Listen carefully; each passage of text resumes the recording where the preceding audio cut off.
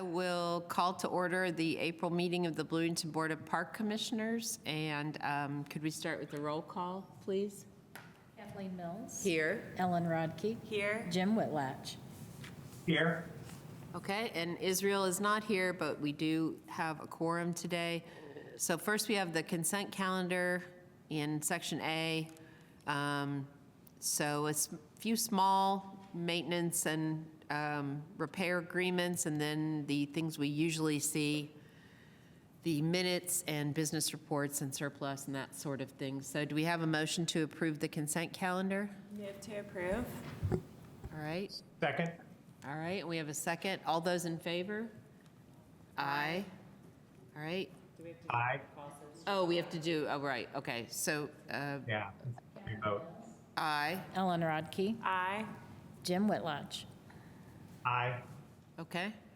Motion is carried, and then we do not have any public hearings, appearances, or awards this evening. So, but in section C, first up, we have Tim Street to tell us about the resolution acceptance of Hopewell Commons. Yes, good evening, Park Commissioners, good afternoon. Resolution 2502 is a paired resolution with a resolution that was passed by the Redevelopment Commission that basically just says that the Parks Department is accepting responsibility for the parcels that were laid out specifically to become part of the Hopewell Commons, and that the temporary pickleball courts will be operated until the lot is sold in the future. Happy to answer any questions, and this will probably be followed up with an official deed acceptance to the Board of Park Commissioners in the future. Okay. All right. Looks great over there, just driving by. Yeah, we're excited. All right. Any questions for Tim? Okay. All right. Move to approve Resolution 25-02 regarding the acceptance of Hopewell Commons. Okay. Second. Okay. And so we need to do roll call because of the remote. Yeah. Okay. And a roll call vote of all those in favor? Kathleen Mills. Aye. Ellen Rodkey. Aye. Jim Whitlatch. Aye. Aye. Okay. Motion is carried. And then next up in C2, Sean Marler will tell us about the agreement with Chef for Hire for the Banneker summer lunches. Recreation Facilities General Manager. I'm actually presenting this one for Kevin Terrell, who could not be here. Staff recommends approval of a contract with Chef for Hire to provide meals for the 2025 Banneker Camp Summer Program. They provide both a breakfast and a lunch. The prices are at the bottom, $3.45 for breakfast, $4.49 for lunch.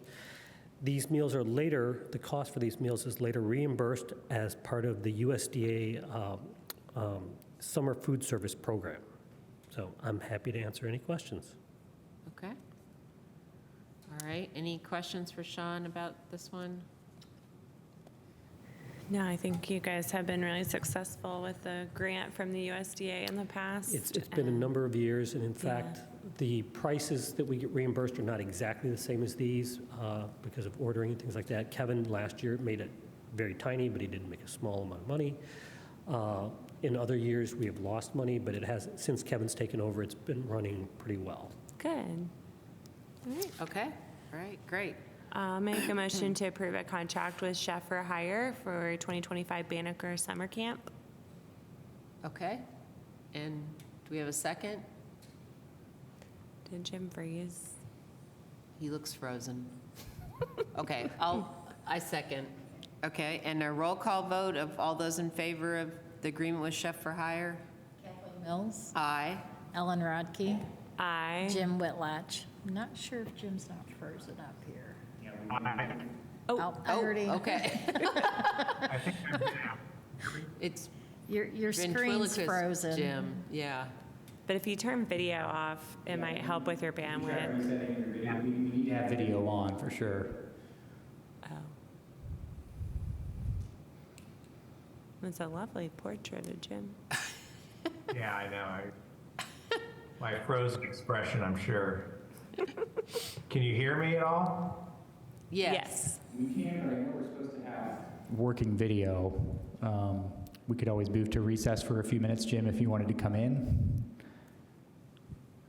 Or can he just try to start over maybe and see if it? Log out. Yeah, Because- log Let me out, try- log back in. Let me try one to get us, let me see if I can re-sign on. And I'm going to turn some other things on my computer off. That may be the problem. Give me a second to sign back in, and I'll be right back. Okay.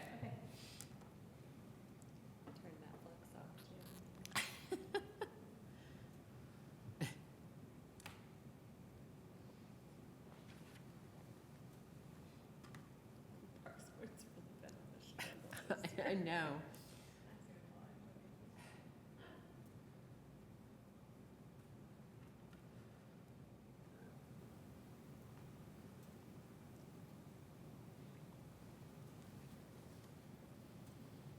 This also is like so obnoxious.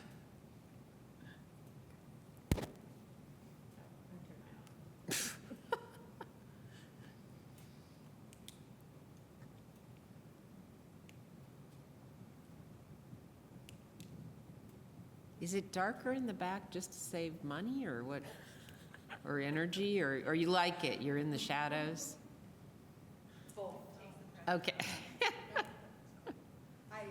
Becky's saying I never turn my lights on in my office. I'm fortunate I have skylights, so if I don't have to, I hate. Although they updated these LED lights, right? These aren't buzzing anymore. Do you guys remember the last park board meeting? No, they still are. They were flickering like slightly. I can't handle that. Oh, They are. Yeah, They are still so, Yeah. oh, just a. Did you say buffering? Yeah, it's like, bragging about your windows. That's how I'm like, fortunate. I like my one window. That is how I feel though, like about the people who have like external windows with all their plants and everything. I bring a grow light because there's so many plants in mine.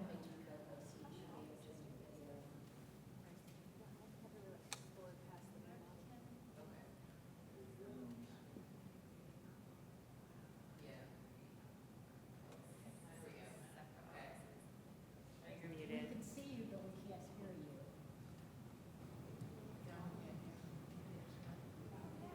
Can you hear me? yes, yep.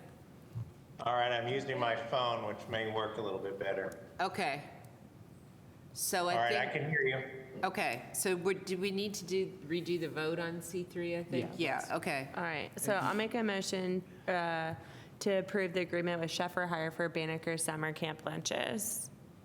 Second? Okay, and a roll call vote of those in favor? Kathleen Mills, Aye. Ellen Rudke, Aye. Jim Whitlock. Aye. I'm not sure I heard the roll call, but yes, aye.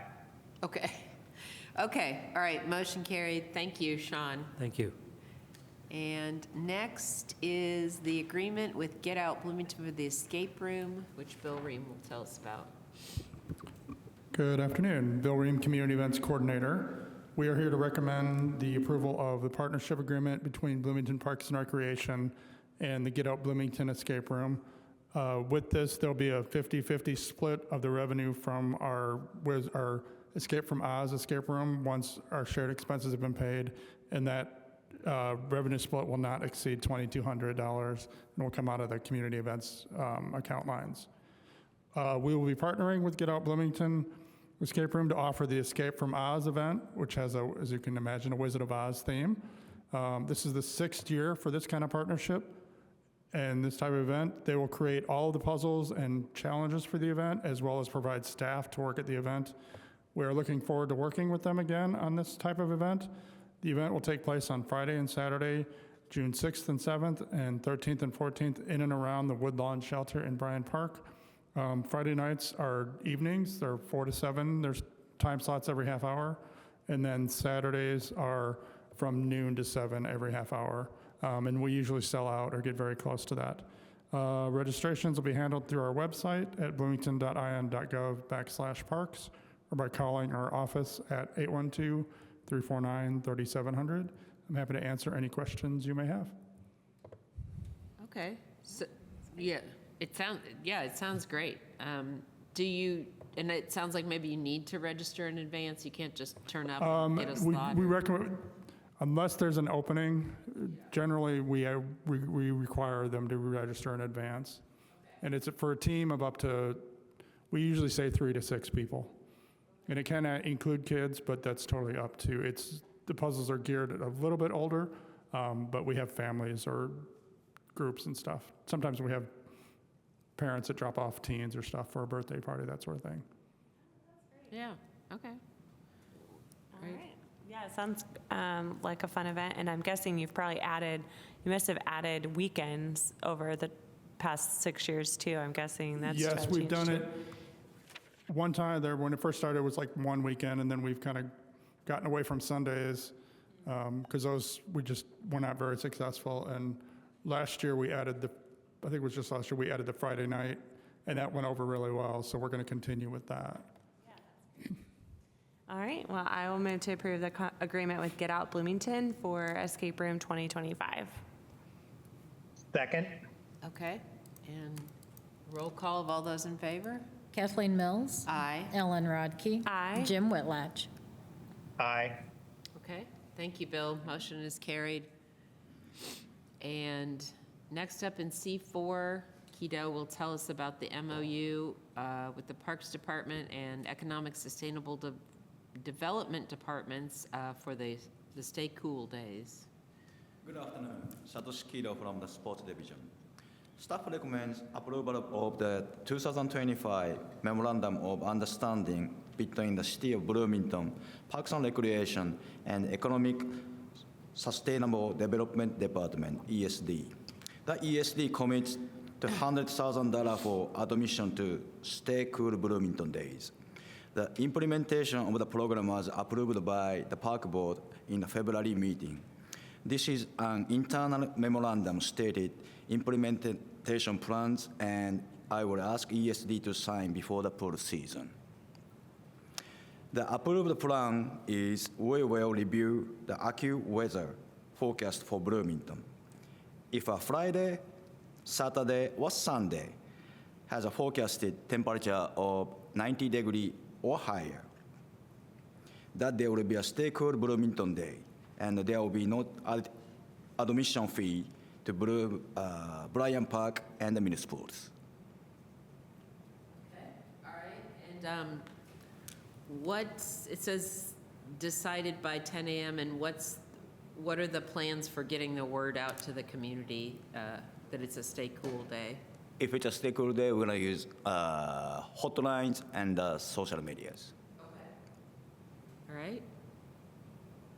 And we talked about this more, I think, at the last meeting, just the designation of when it's too hot. So any other questions for Keto? And I know last year we started it in the middle of the year, but this year it starts just when the pools open in May. I mean, I know the likelihood of the higher temperature is not as high in May, but so it'll last throughout the entire season.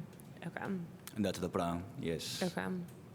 And was this a new agreement that we put into place this year, or because last year was just kind of right in the middle of the season? We had MOU last year as well. Okay. But we updated. Last year was a whole week, Right. Monday through Sunday. But this year we changed that to only weekends. Okay. Jim, any questions? No.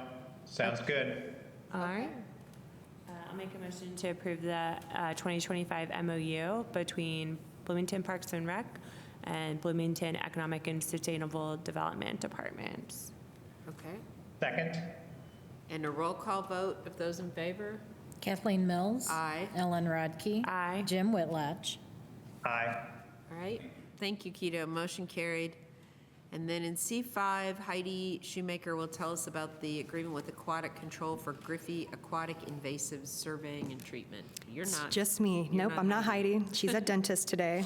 I will also be Haskell later on for Okay.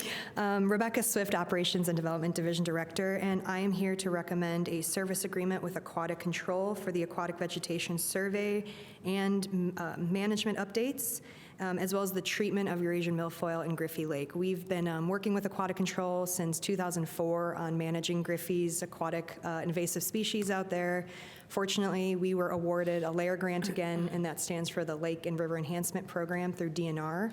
And so that program is an 80-20 split, so 80% of it is covered through grant funds, and then the City Parks Department will cover the remaining 20%. So again, that includes treatment, surveys, and updates to our aquatic vegetation management plan. Happy to Okay. answer any questions. All right. What is Eurasian water milfoil? Yes, so it is an aggressive invasive plant that is completely submerged. However, it can grow very, very tall, so you can oftentimes see it on the surface. okay. And it really impacts recreation opportunities, but it also outcompetes all of our native species, and our fish and everything do not appreciate overcrowding of the aquatic invasive plants, so it's both environmentally impactful and recreationally. All right. Okay. And how long, how long have we had this program in place? So we've been partnering with Aquatic Control specifically since 2004, but we've been applying for LAIR program funding since 2002. We don't always get awarded, and in fact, in 2020, there's a little bit of a pause on some funding, but we have been managing invasive plants in Griffey since the early 2000s. Probably before that, but that's the record. And maybe you don't know, since this isn't your item on here, but I didn't know if there's been any success with those, you know, the signs and then those kind of boot scraper things Yes. and boat scrapers and. Thank you for the plug. Yeah. So, yeah, Eurasian milfoil is often introduced into lakes as hitchhikers. So it hitchhikes on boats, on ramps, on the trailers, and on people. So we have boot brush stations set up around Griffey, and that's more for hikers, obviously, to clean their boats. But we do have signs posted at our boat launch to remind people to please check and all it takes is a little sprig to start an infestation. So we do try to encourage people to clean their boat and their trailers and all of that, including small kayaks, paddles. So maybe we're due for another social media post, though. Okay. All right, any other questions for Rebecca? I'll move to approve a service agreement with Aquatic Control for aquatic invasive plant surveys and treatment in Griffey. Second? Okay, and a roll call vote of those in favor? Kathleen Mills. Aye. Ellen Rodkey. Aye. Jim Whitlatch. Aye. Okay, motion's carried. And then Rebecca, I think, is going to stay with us to tell us about the bluestone tree waste yard grinding. Yes, now I'm here representing our urban forester, and we're looking to recommend a contract with Bluestone Tree for horizontal grinding and removal of green waste buildup at the city nursery. We are still chipping away at waste from the June storm of last summer, and we'd like to clear that out in preparation for a potential summer storm this year. This is actually being partially funded with also Public Works, and because they also use that as a green waste drop site. So Bluestone has been giving us a really competitive price, and this is great. And we can also use some of the green waste for mulching. So hoping to close the loop and definitely divert it all from going to the landfill. 100+ tons. Yeah. It's a mound. That's It is lot a of mound. green waste, yeah. Yeah, that was my question is, do we get to keep the mulch for our projects? Great. Oh, Jim, you're good? Yes. I'll make a motion to approve the contract with Bluestone Tree for horizontal grinding and green waste buildup removal. Second? And a roll call vote of those in favor? Kathleen Mills. Aye. Ellen Rodkey. Aye. Jim Whitlatch. Aye. Okay, motion's carried. And then it looks like Rebecca also has the switchyard irrigation support agreement. Yes, so just this last year, our irrigation specialist, John Barnes, retired. Very happy for him to enjoy retirement life, but with that, it's kind of left us without an irrigation specialist.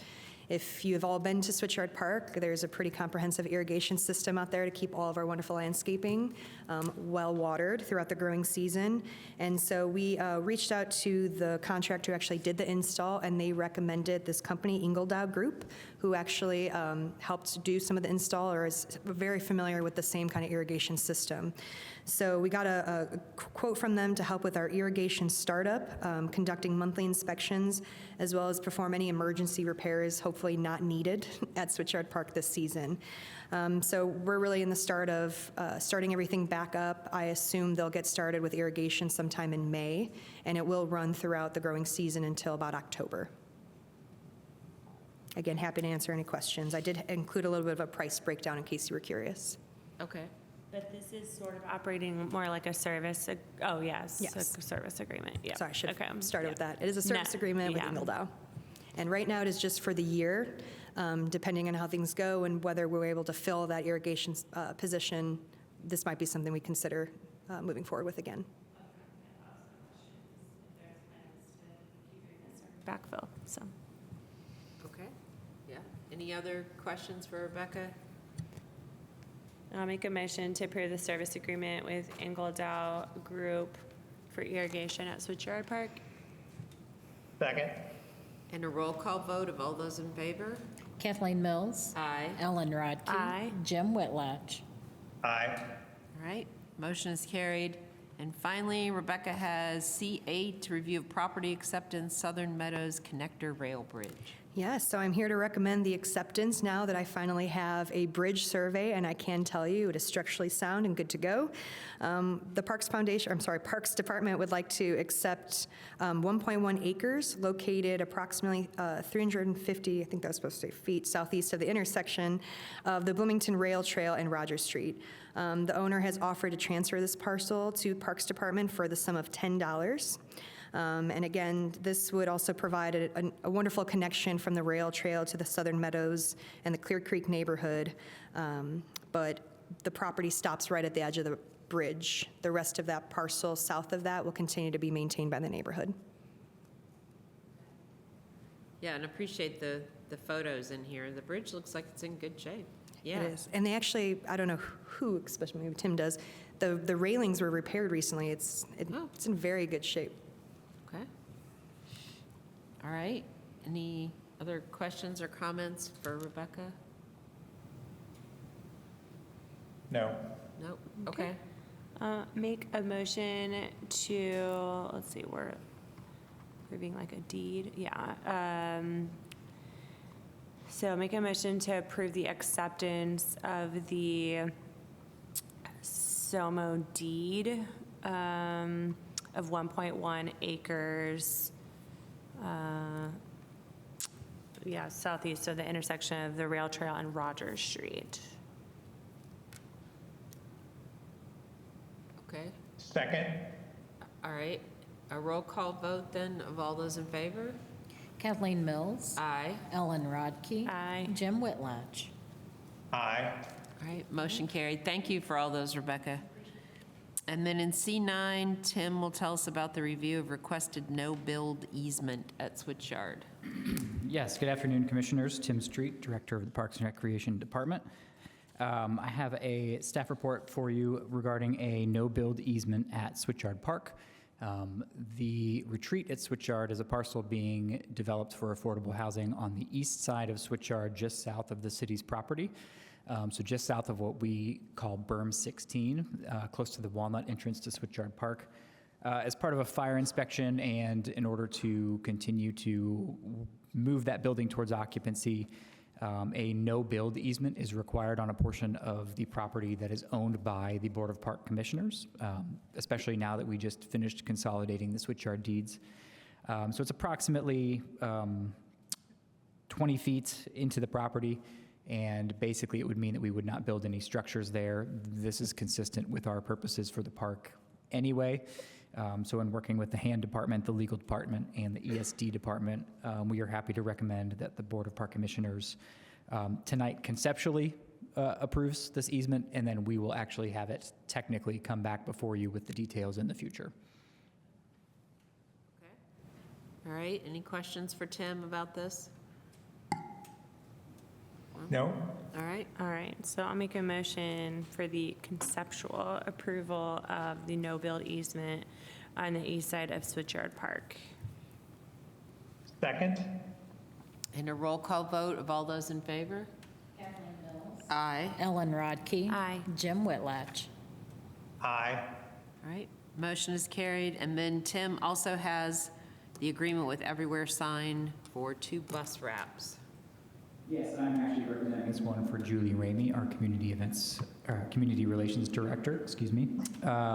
Staff recommends approval of the contract with Everywhere Signs to design a custom vehicle wrap for 2 buses used by Banneker Community Center, Banneker Camp, and other programs. Includes removal of the existing vehicle wraps, which are in bad shape and peeling and doing quite poorly. Design, printing, and installation of the new wraps for a total contract amount of $12,560. Okay. And do we know how long these bus wraps usually last? Or, I mean, I'm sure it depends on the weather and, That is a good question. Do you know how long those have been on there, Becky? So that would be 5, 6 years. okay, Yeah. okay. All right. Any other questions for Tim?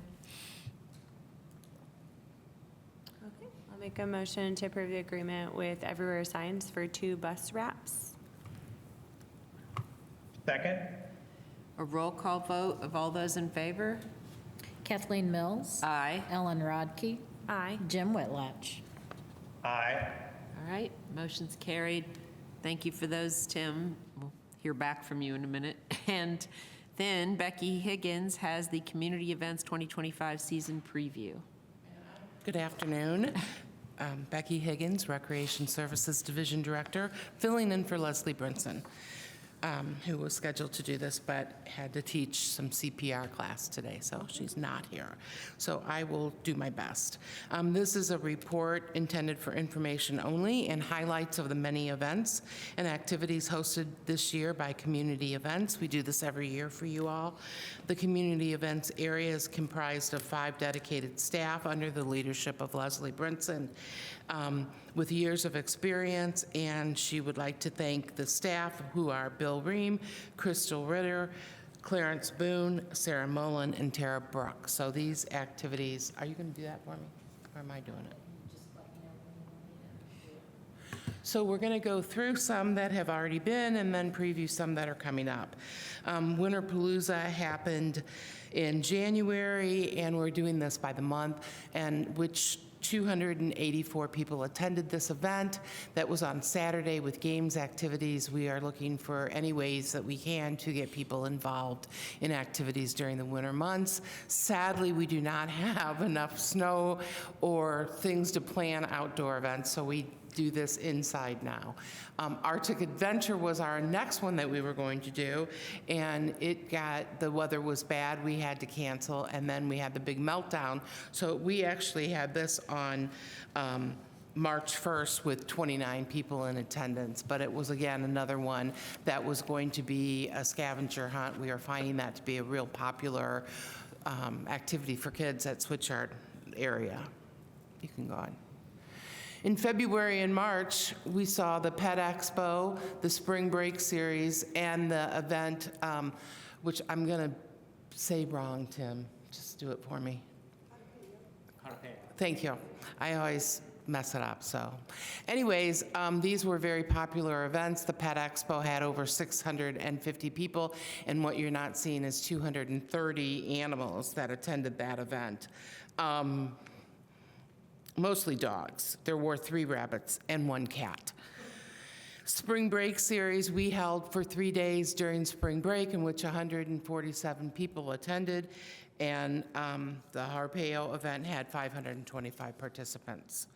Getting into community gardens, which will be the next one, I first want to say that we have a total of 283 total gardens that we rent out to the public. Of that, all are rented except for 2, mostly because of remediation purposes and reasons that we just can't rent those 2 spaces. But it's a very popular, it continues to be very popular, and the garden classes, which is what you're seeing the list of, the first 3 were held already in January, February, and March. The next 3, gardening to support wildlife, handling your harvest, and the art of flower pounding, all will be upcoming during the summer months, so people can check into those. Under Health and Wellness, Fitness in the Park, our winter event, we held it at Switchyard Park. It basically had about 100 people that attended that. It starts up again in May with our outside fitness in the park, again at Switchyard at the main stage area, Zumba, yoga, and Tai Chi. We have a lot of cooking and nutrition programs, again, CPR, AED, which is happening right now. And in May, Walking with Ease will start up again, which is a great walking program. It went indoors in the mall this winter and was very popular. In May, it'll start up again and be in Switchyard Park this year. A new one that we're having with that is Pause and Pose Puppy Yoga. We're going to give that a try at Hopewell. We'll see how that works. We tried to do goat yoga one year, but that didn't work, so we're going to try puppies. And then our Public Health in Parks has a lot of different activities that will happen around the parks. I also wanted to point out Little Green Thumbs, which is at Banneker with the little kiddos, and it starts this Saturday and actually filled, so that's a good thing. And then other ones that we have coming up, Rooted in Nature, I wanted to point out. There will be 3 sessions in June, and it's forest bathing, and it'll happen in different parks. I don't know if you've ever heard of forest bathing, but it's a wonderful way to immerse physically, mentally, emotionally out in the woods and nature. Farmers Market, of course, started in April, and it's been going every Saturday from 8 to 12:30 in Showers Plaza. The Tuesday market will start in June and go through September, and that one is being moved to Hopewell Commons. So it will no longer be at Switchyard, and we are moving it to Hopewell Commons. We will have the Youth Day at the market again. We will also be doing tomato and apple tastings through the season. So look for activities and things that are going on in market. During the month of April, we tried to hold the International Festival, but the weather didn't cooperate. We do the Community Zoo by You often throughout the year. It's a very popular event, and the last one had 25 kids that came, and it's zoo themed, and they get a cute little pith helmet and stickers and learn about a different activity every time. Lots of repeat people that come to that one. Mad Paws happened this last weekend, and in spite of the rain, it had 44 dogs and 73 humans that attended and looked for Easter eggs in the park, including both mine and Tim's dog. Children's Expo is coming up this weekend, this Saturday, from 1 to 4 at Switchyard in the pavilion. There's over 45 vendors. It's geared towards families, so I hope people will stop by. It's free and open for everyone to attend. And then in May, we have the 50 Plus Expo coming up, May 7th, which is really just right around the corner. It will be on a Wednesday, and it's from 3 to 6 p.m. It's the 50th anniversary. And Bill, how many vendors do you have? 105 vendors at Switchyard at the pavilion, both inside and out.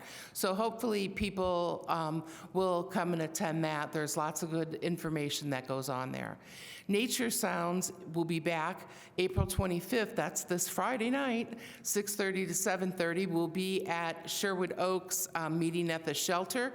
I think the theme is frogs this Friday, and it will be with a flautist from Bloomington that will be playing. Flights of Fancy is a new event where we are going to try our hand with kite flying at Switchyard Park, and it will be held on May 17th. And I hear there's going to be some bubbles involved with that as well. So, and then we plan the summer launch party every year to celebrate everything that we're doing with a little showcase of the different events and activities that are going on with food trucks, with live music, with community partners. It's May 24th. From 5:30 to 8:30 at Bryan Park. And I will say it will be followed by the movie, which is in cooperation with Grand Falloon, but the movie is going to be Cloudy with a Chance of Meatballs that evening. And then we move to a Fair of the Arts, which takes place once a month during Farmers Market on the second Saturdays of each month. And last year, we had over 7,000 shoppers that bought from 75 different local artists. So hopefully, everyone will get a chance to stop by that and market beginning the second Saturday in May. The Performing Arts Series, gosh, I hope everybody can get a hold of our brand-new program guide, because the list is huge of all the different concerts and movies that are going on in our various parks. There's quite a bit happening at Switchyard, but they'll also be in Bryan Park as well, and then we will continue to have Civic in Waldron Hill and Buzzkirk. So there's also what we're doing with People's Park is kind of splitting it. And so every other week, the concert will be at People's Park, and then the other week will be at Hopewell during the Tuesday market. So we're trying to beef up Tuesdays at Hopewell. June and July, Touch a Truck. It's a lot of anniversaries this year. It's our 25th anniversary of that event. And this year, we're pulling in the mobile stage as our own addition to Touch a Truck, and we're going to offer Kid Kazooie, or Kid Kazooie is going to play on the mobile stage. So that is June 4th from 10 to 12. Bill talked about Escape from Oz, which is coming up in June as well. And then a brand new event is the Rainbow Rink Skate Night. So Frank Southern Center, when there's no ice, is a nice big cement floor. And we're going to try to offer a skating party. And if people will want to bring their own skates, it will be a night of fun roller skates and a lot of glow activities there as well. Continuing in June and July, we have Adult Field Day, which is a 21-plus event, and it will be outdoors at Switchyard Park. And I want to, from 6 to 9 p.m. on June 27th, so I wanted to give out that date. Touch a Truck, also, we, in partnership with the county fair, will happen at the county fair on July 2nd. So there's a second opportunity to get up and close personal with trucks and different vehicles.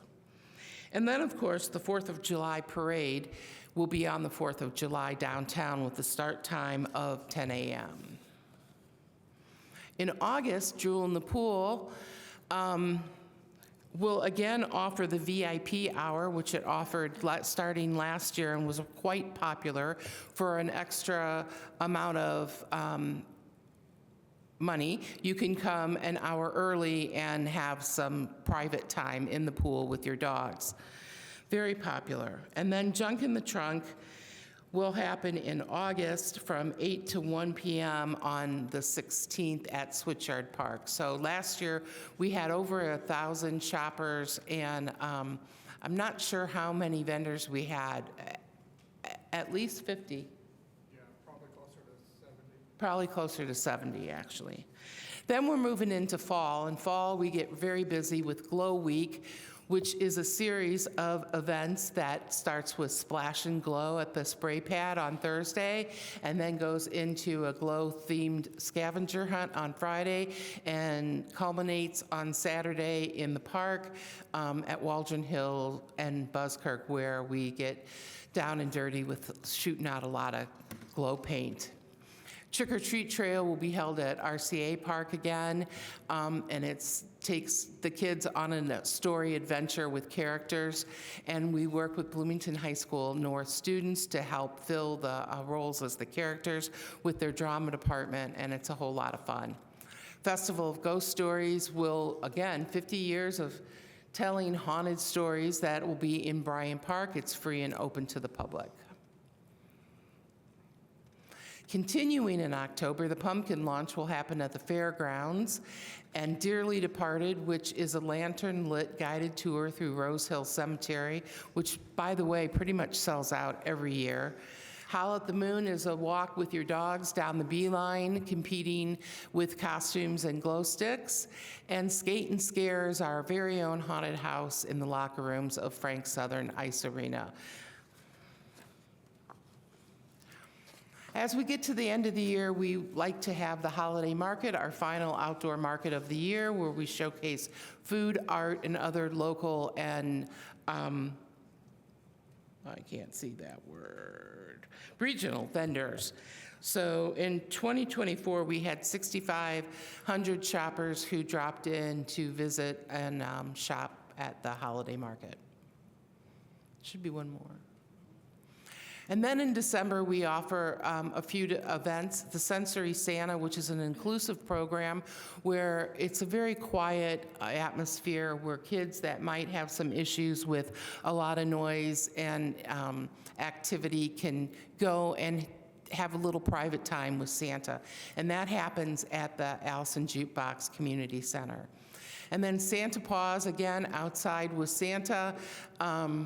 And the dogs seem to love him. I know my dog did. And then skate with Santa at Frank Southern. And that's so far what we've got planned for this year, just for your information, kind of a little PSA. Plans. We have some other things up. We're always looking for new ideas, and we've got some, so who knows what we'll come up with. That's incredible. Thank you, Becky. You're very welcome. Yeah.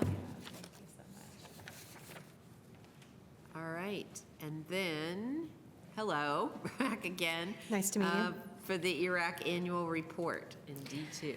Yes, again, Rebecca Swift, Operations and Development Division Director, and I'm here really just to introduce Denise Gardner, the chair of the Environmental Resources Advisory Council. So every year we put together an annual report as just a reflection of what was discussed at our advisory team, and I have asked our chair to come and present that to you.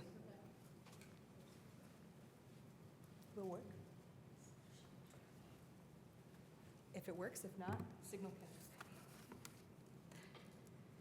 Hi, I'm Denise Gardner, and as Rebecca mentioned, I'm currently the chair of the Environmental Resources Advisory Council.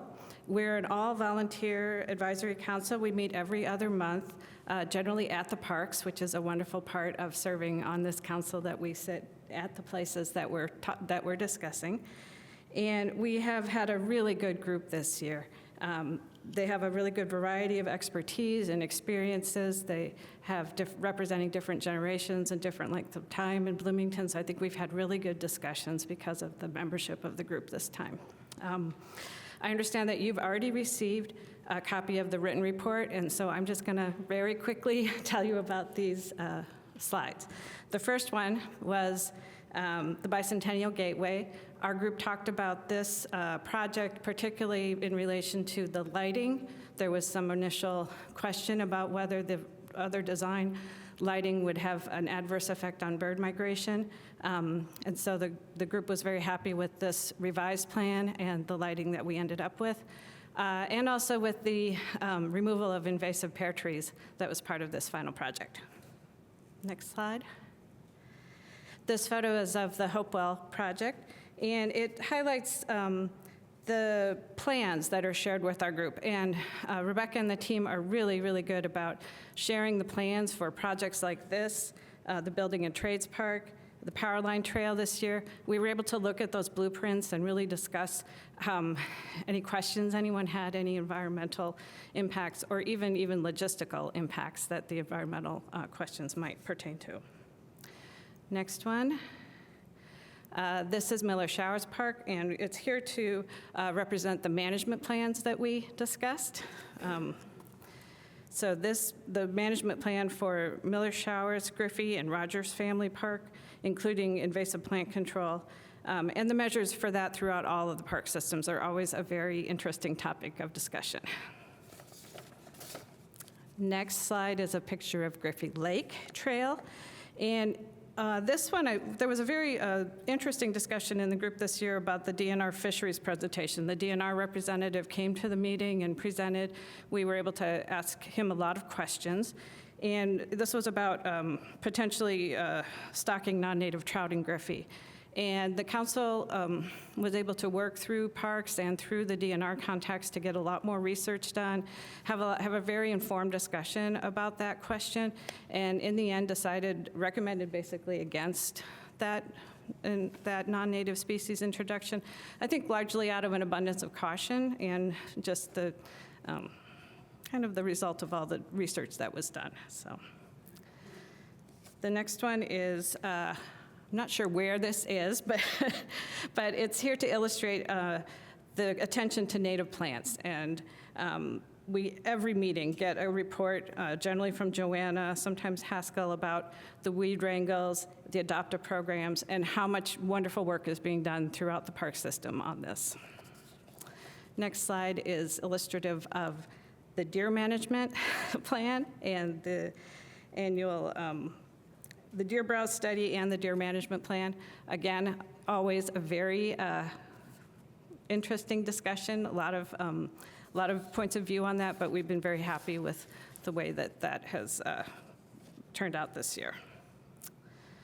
Next one is illustrating the Griffey Lake Insect Inventory, which is a very new project. It was just presented at our last meeting in draft form and has a really innovative use of iNaturalist to involve the public in taking pictures of insects at Griffey and adding those to the study, so it has really good citizen participation. And Brendan's presentation and the co-authored draft of this report is really great. I urge you to look at it when you get a chance. And the final slide is just illustrative of all the education programs that are going on, including Nature Days, Bug Fest, the Get Outdoors Day. Every meeting, we have a session where we go around the table. Everyone talks about educational programs that they are involved in or that the city is putting on and how we can contribute to content and just the excellence of those programs. So finally, I would just want to thank all of the parks employees who have been wonderful in working with us this year, Tim, Rebecca, Heidi, Joanna, Haskell, and Steve before he retired. So thank you. Do you have any questions? Yeah, I especially like people sending in pictures of the insects. So, yeah. Yeah, absolutely. And I think it just, could you tell, just for the public's awareness, about how many people serve on E-Rock and maybe just a summary of kind of what their background is, what they sort of represent, and how they contribute to the... Yeah, you can do that. I prepared that. Yeah. Thanks, Denise. Sure. So as Denise mentioned, it is all volunteer-based, and we have 9 voting members.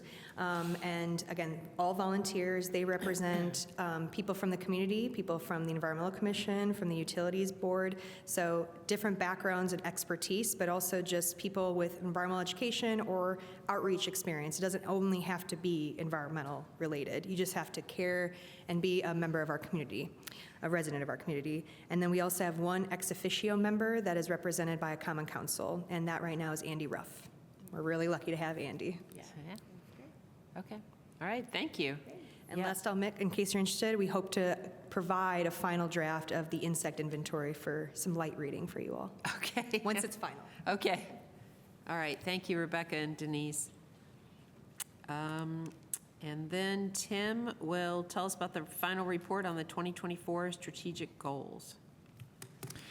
That's right. So, board members, again, Tim Street, Director of the Department, and you will recall that last year we began giving you just periodic reports on our strategic goals. We had yet to sort of wrap up with all of our final notes and everything, our 2024 goals, so just presenting those to you tonight, and I'm happy to answer any questions on those. I will mention, sorry, I will go ahead and read off some of the statistics that I had, but basically, of 115 goals that we had, we completed or substantially completed 80% of those. You know, well, I'd always love for that to be higher. I think that reflects very well. You know, a lot of goals, we end up creating goals and then we go through a budget process. Some things may not get funded, some things shift or change or are completed in some other way. And a few of those 20% that are out there are still somewhat in progress or being done, shifted to this year as well. So I think this is a great performance overall, and happy to speak to any specific questions you might have. Okay. I think Yeah. that's still a really great completion rate, and it should, in my eyes, it should be that, because if you're not setting goals that are a challenge to reach, then it's not, you know, it should be a stretch. So I think that's a really, really great acceptance rate. You know, I very much appreciate all of our staff who make our strategic plan and our master plan a living document, and really put the time and effort into to set these goals and to report on them and give us really usable information. Yeah, just for the public not being able to see this, though, it's really comprehensive. I mean, there's everything from smaller recycling projects to, looking at pickleball usage and aquatic staffing and, So, I agree with Ellen. I think 80% is really impressive. Goal completion. So then, Tim, do you want to go on and tell us about the 2024 annual report? Yes. Lastly, I am again representing for Julie Ramey, Community Relations Manager here. The 2024 annual report has been finalized and just received from the printer, I believe, very recently. So this will be going out for distribution soon, and wanted to provide you your own copies of the annual report. These will be available also online and from our office if anybody else needs copies. All right. Looks great. Just on a quick read through so far. So thank you for that. Any questions or comments for Tim about any of these last couple of items? Jim says no. Okay. No?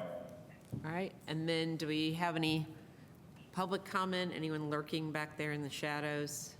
Or anyone online? No one's online? Okay. All right. And then we go back to you, Tim, for any final announcements and Sure. looking ahead.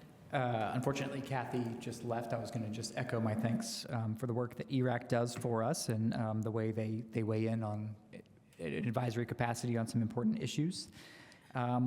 Quite a bit going on. It's April. We're ramping up, going into our full season here. Things coming up, obviously, first and foremost on our minds is the grand opening of Hopewell Commons tomorrow, 3:30, with remarks at 4:15. We hope that you and or anyone listening out there would join us for that. It's going to be a great time, and the weather, thankfully, looks amazing. Happy that some projects are going on and just completed. We just had the new Bryan Park pool liner installed. Keto was overseeing that. It looks wonderful. We're excited to have that for another season. The Bryan Park shelters just received new roofs. The building trades accessibility improvements are getting ready to kick off any day now. And pool season's coming up. We just approved the Stay Cool memo, and pools and spray pad will open on May 24th, which is the Saturday of Memorial Day weekend. Some other events coming up. We've also got Arbor Day. The city is celebrating its 41st year as Tree City USA, I believe. We are the longest running city in the state of Indiana with that designation. And we are going to be celebrating by doing a tree planting at Alcott Park, starting around 9 a.m. and going until we're finished sometime in the morning on this Friday. And then lastly, I'll also give a promo for the Children's Expo. Lots of exhibitors signed up for that for Switchyard Park on the 26th from 1 to 3 p.m. So I appreciate all the efforts that staff put into these events, these openings, these projects, and lots of good things are happening. More to come on the master plan process in the near future. All right. And the next Board of Park Commissioners meeting is May the 15th. Yes, sorry, I did not pull that up. Just, Let me pull that it's up to okay. verify. Just triple checking. Always good.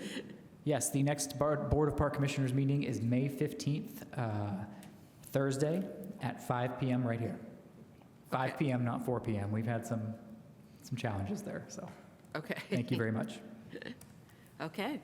All right. Great. Thank you. And with that, I'll adjourn the April meeting of the Bloomington Board of Park Commissioners.